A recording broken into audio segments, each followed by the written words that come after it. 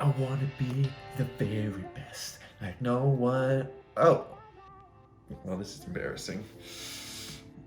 I guess you just caught me singing one of my favorite tunes. Why are you here? Oh, yeah, you want to know what happened at Waco. Well, I guess I can tell you that. I even got some footage that I can show you what happened. But, let's throw it back to just after Memorial, what I was gonna do. I was supposed to go to Spain, and I didn't go for two reasons. One, it was a lot of travel that would have impacted me both mentally and physically. And two, it was because the COVID-19 now pandemic. It wasn't a pandemic back then, but it was kind of growing. I was kind of keeping alert of what was happening in Spain. And looking back, it was a good call. It was a difficult call because I let down some of my really good friends from Estonia that I was going to meet there. We planned it way in advance, and it's the second time I had to bail on going to see them in Europe. So I have two strikes right now, and my standing with them is probably not that good, but I hope you guys understand. I can't wait to see you when all this crazy stuff is over. We're gonna have fun, I swear. But instead of that, instead of going to Spain, me and my dad went to Austin and got to just see how awesome that city is. We could definitely see ourselves spending an extended period of time there in the future, hopefully. Love to just camp out downtown, maybe get an apartment and just bike or scooter to Roy G, Zilker. The food is great and just the whole scene is really awesome. After Austin was over, headed up to Waco, had 3 days to practice there, got one practice round by myself, then met up with Calvin Heimburg, who ended up staying with us at our Airbnb. Got a practice round in with him. Cue the footage. That's so good. Okay. That's so good. That's so good.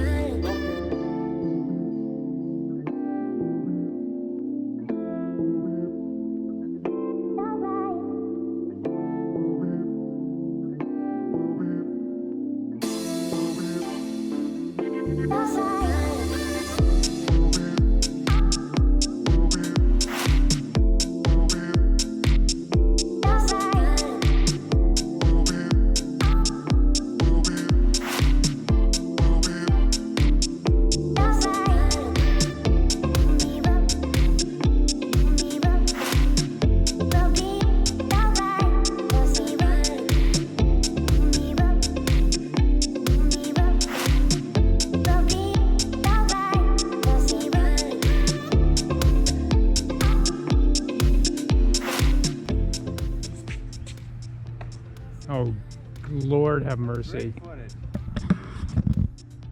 Are you kidding? That's your fault. That's so good.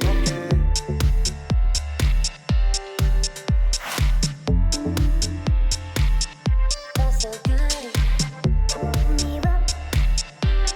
But after that was over, had another practice round on Wednesday before the event. Guess who came into town? It was Simon Lizotte. And he got a new pair of glasses. Are you vlogging this week? I vlog every tournament. It's in the it's in the contract. Oh, poor guy. What should I The get? choice. Aviators. What are aviators? Those, the pink ones. Maybe just the black. The ones in the very back? Yeah, perfect. Sold. Oh wait, I didn't look at the price. It doesn't matter. Price doesn't matter. 150. Jeez. I mean, if you buy a second pair, you get $60 off the second pair. No deal. No deal? No. Wait till you YouTube views get up. They would get up.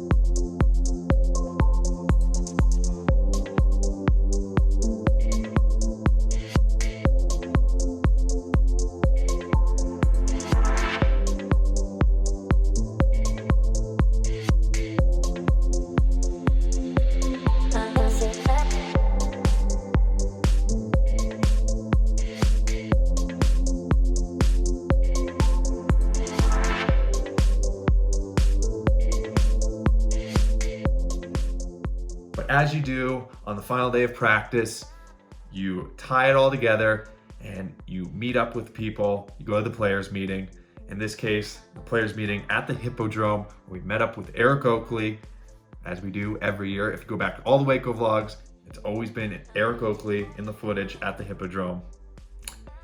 I think in the history of this tournament, we've had the same clip over and over again. What? Just sitting in this theater, me yelling at 2017 was funny. I was like screaming across the whole theater and pissing everybody off. I've toned it down maybe a little bit. Just a little bit. You have actually. I actually have. I think Eric really has. I think I'm trying to go back though. I got to go back to my roots. I got to be a little bit louder. You're a little bit different. You're a little bit more mature. You used to scream the whole round. Now you just scream like Some of the rounds. some of them. Dude, It's just tradition, you know, going to the players meeting, having a third of the people show up that are supposed to be there. It was in the players book, it was a mandatory players meeting. But after all that, we went back to the Airbnb, got some sleep, then round one began. And I got some more footage of it, so check it out.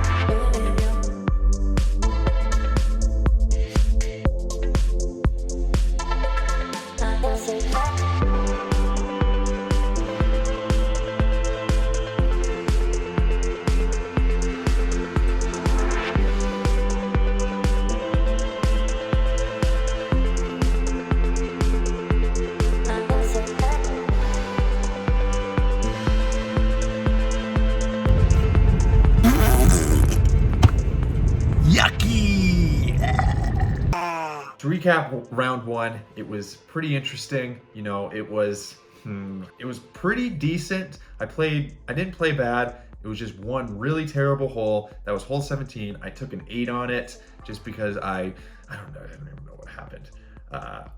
All I know is that kind of ruined my event to a certain degree. Yeah, that was kind of the best way to summarize round one. Was okay, but really bad just because of one hole. And then round two, the final round. This is kind of, will set the narrative of the video moving forward.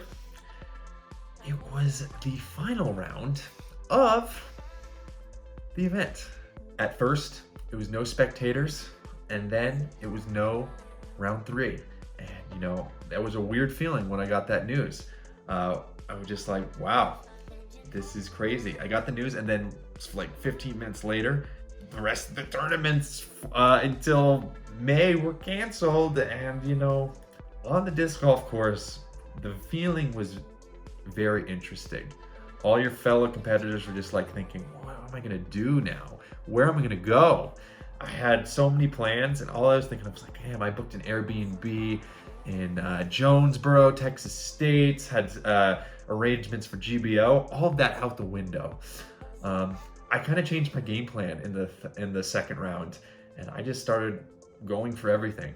I didn't get any eagles, but I did shoot 10 under, bogey free, which moved me up a good 40 something spots and got me into cash. I was out of cash going into the second and final round.